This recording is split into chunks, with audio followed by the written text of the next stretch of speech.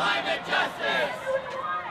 A message to the international community from climate activists. Despite the huge police presence for the UN General Assembly, hundreds of protesters took to the streets of New York on Monday.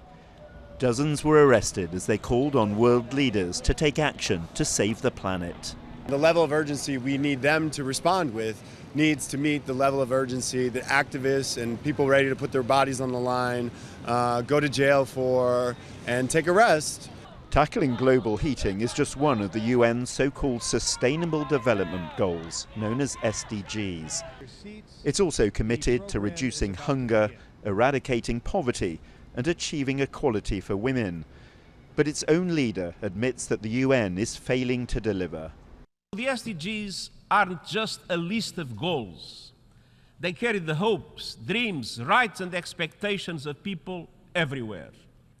Yet today, only 15% of the targets are on track, and many are going in reverse. Instead of leaving no one behind, we risk leaving the SDGs behind. The 17 goals represented by this colourful arts installation were set in 2015 and are supposed to be achieved by 2030.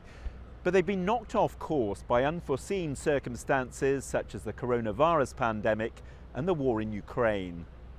At Monday's summit, delegates were given the depressing figures. 1.2 billion people still in poverty now, an estimated 680 million to be living in hunger by 2030. Can we accept these numbers?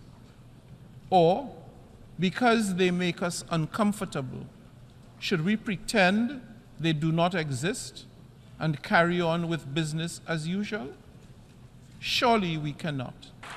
To applause, the summit agreed to recommit to the original UN goals. But critics say that far bolder action will be needed if there's to be any hope of ever achieving them. John Brain, TRT World, New York.